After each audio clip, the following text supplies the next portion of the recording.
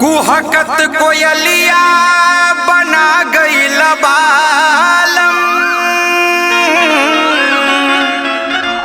दिलवा में अगिया लगा गईल बालम।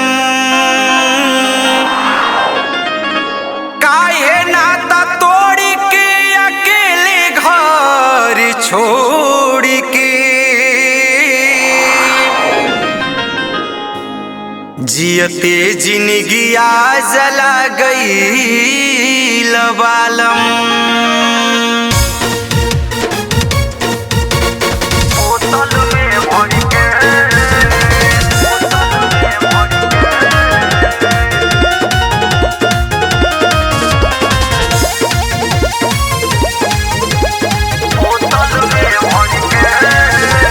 पहिले पहिले हम अइली गवनावा, हिलल पलंग नहीं बोले सजनावा, हिलल पलंग नहीं बोले सजनावा। पहिले पहिले हम अइली गवनावा, हिलल पलंग नहीं बोले सजनावा। सजल से जरिया छोड़ के गोहिले सुतल में हमके, सजल से जरिया छोड़ के गोहिले सुतल में हमके। दिलवा लेके गोइले सैया जी बोतल में भर के, हाँ दिलवा लेके गोइले करे जा जी बोतल में भर के।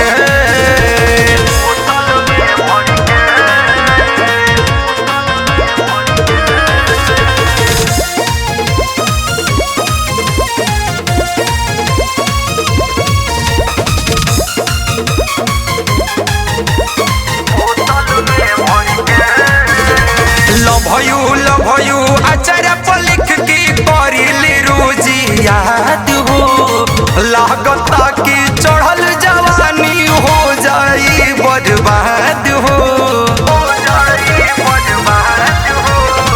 लभयू अचर पर लिख के करिली रोजी याद हो, लागता कि चढ़ल जवानी हो जाई बर्बाद हो।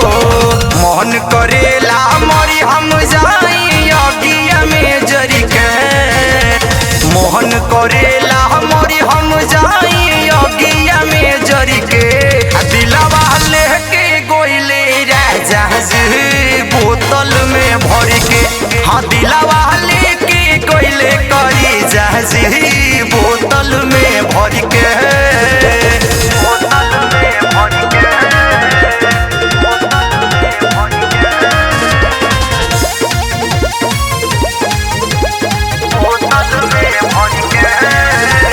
हो गईले निरमोही काहे पिया मिलन की रात हो, बाबूलाल कुछ मरम न जनले चल गईले गुजरात हो। हो गईले निरमोही काहे पिया मिलन के रात हो, बाबूलाल कुछ मरम न जनले चली गईले गुजरात हो।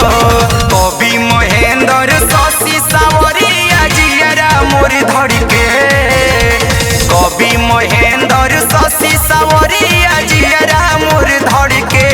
दिलवा लेके गोइले राजा जी बोतल में भर के, हाँ दिलवा लेके गोइले सैया जी बोतल में भर के।